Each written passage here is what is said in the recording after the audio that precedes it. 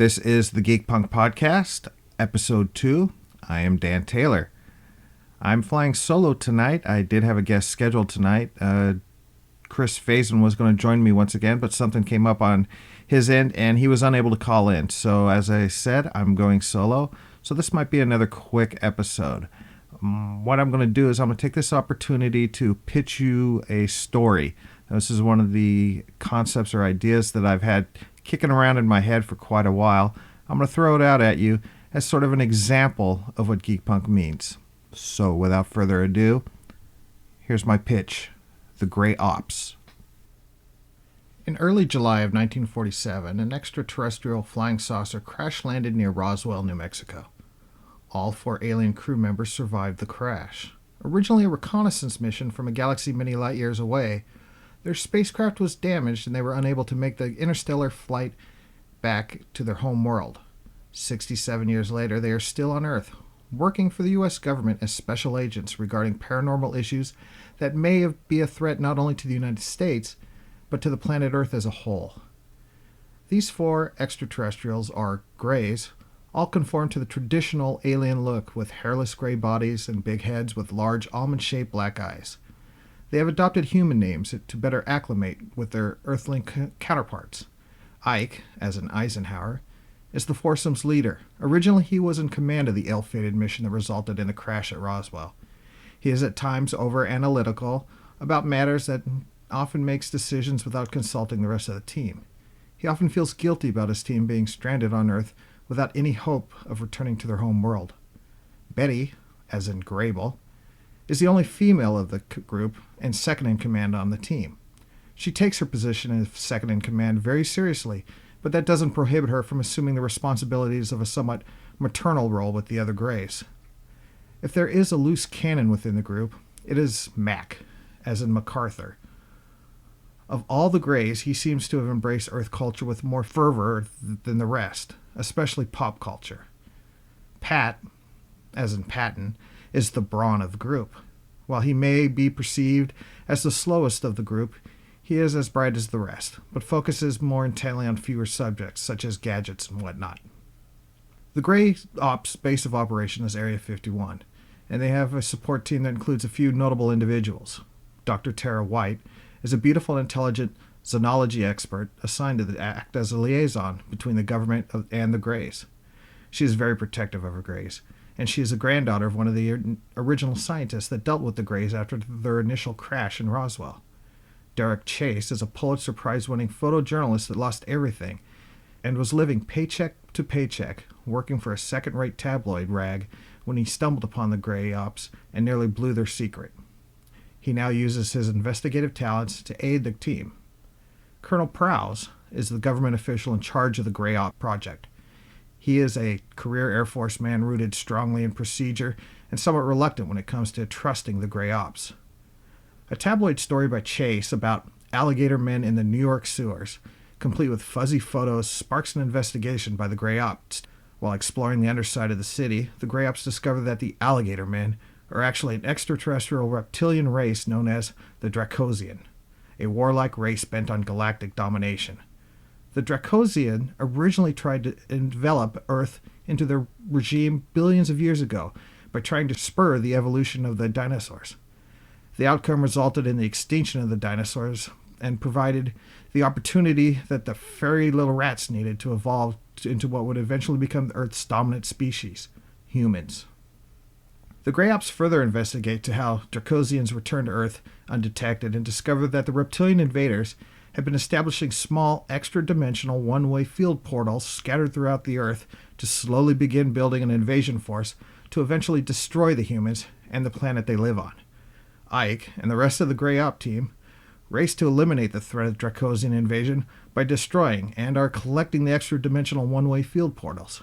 But this action appears to be moot when the team discovers that they now have to stop a Dracosian from establishing a large enough extra-dimensional gate orbiting the moon that would allow for the arrival of an armada bent on Armageddon.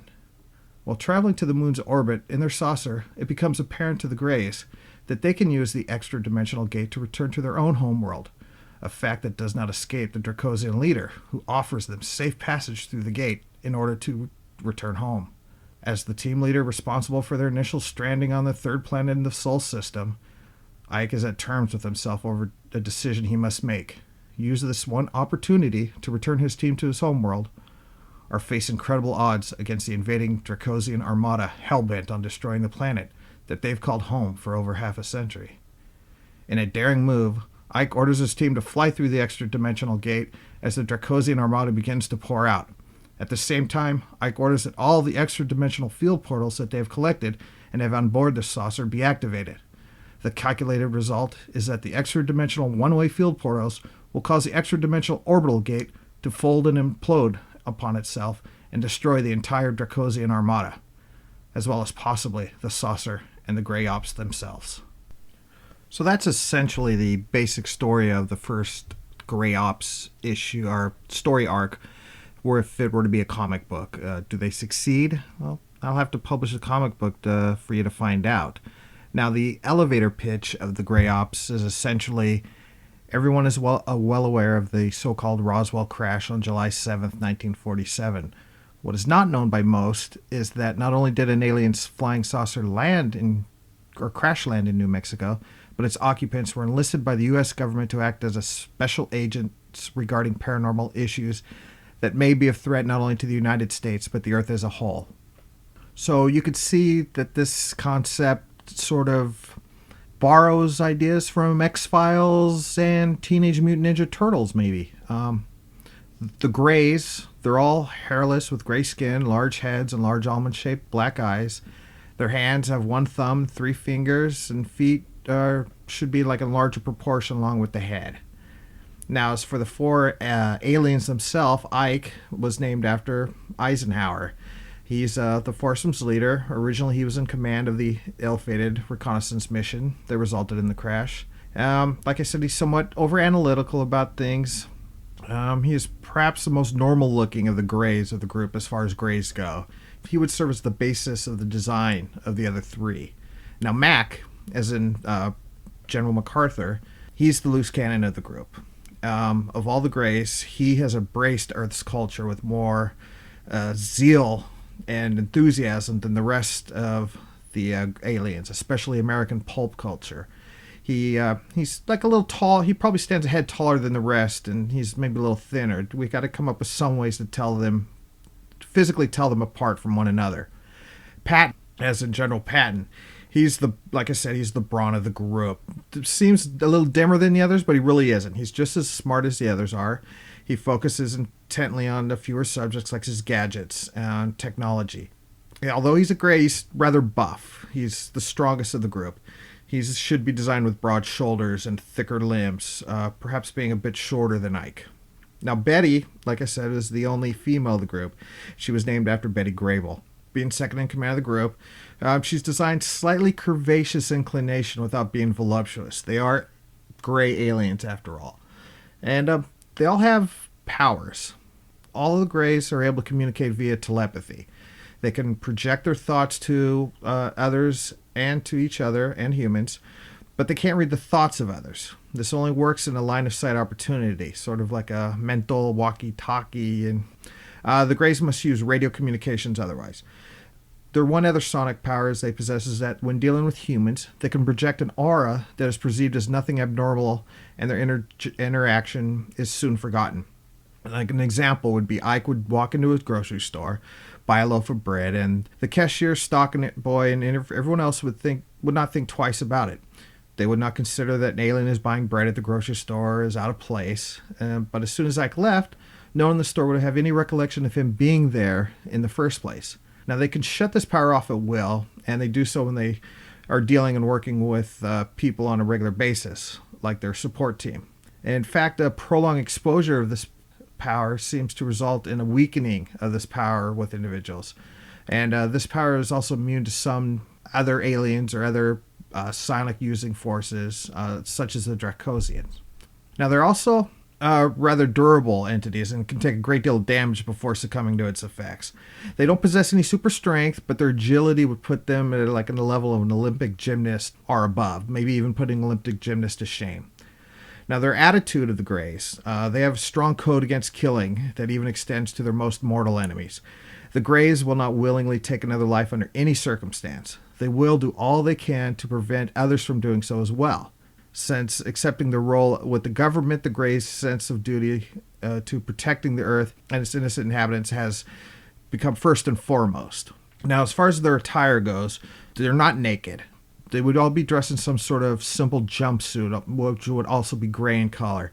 It should be very basic in design. Occasionally, they may wear specially designed armor or for extremely hazardous missions. Their equipment, the Greys have all sorts of interesting gadgets and equipment. On dangerous missions, they pack a sidearm that fires an immobilizing ray that paralyzes their target. Their gadgets should probably look a little retro in sci-fi design. The saucer itself, the Greys' main form of transportation, is a flying saucer. This is the original saucer that crash landed in Roswell in 1947. It has been repaired and modified over the years, and although it's an amazing piece of technology, it is unable to make the return trip back to the Greys' homeworld. It is still space-worthy, but only to a handful of near systems. It also has all sorts of gimmicks and gadgets that will be determined later to fit the story.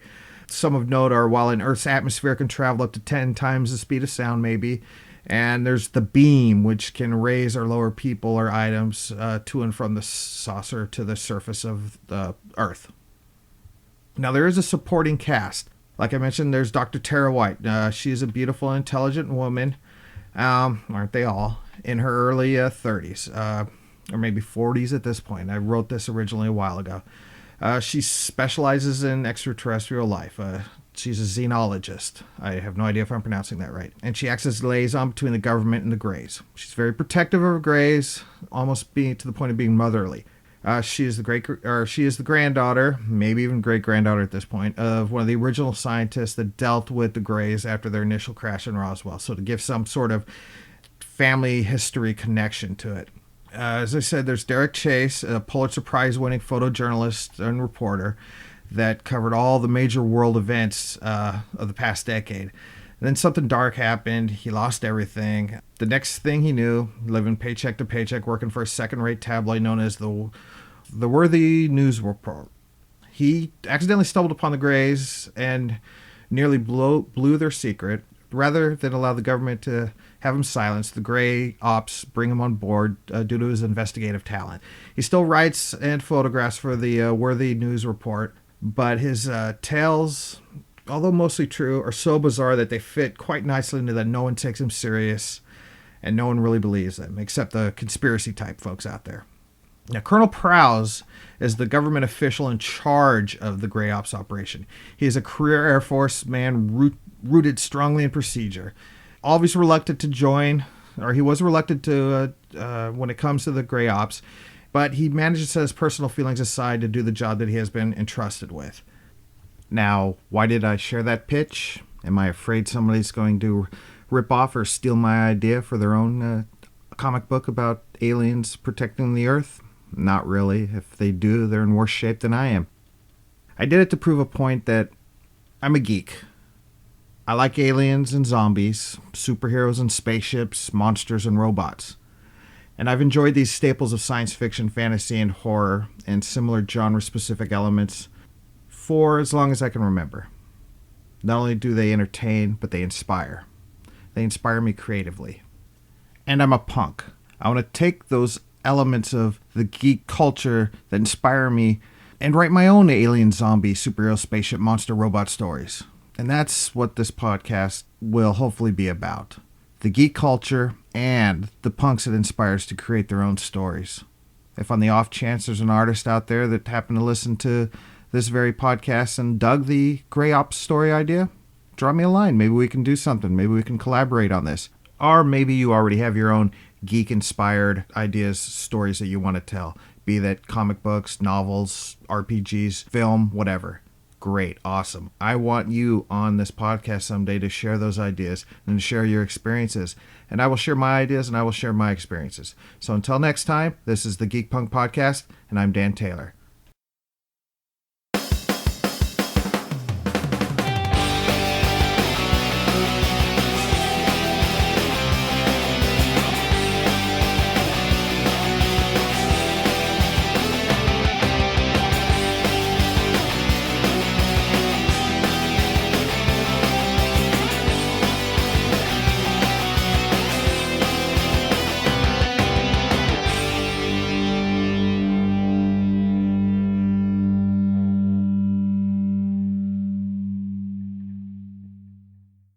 Oh, one more thing if you haven't already shut the podcast off.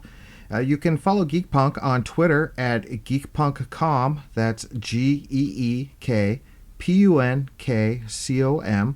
Or on Facebook at facebook.com/GeekPunkCom. Or the GeekPunk website at geekpunk.com. Thanks a lot.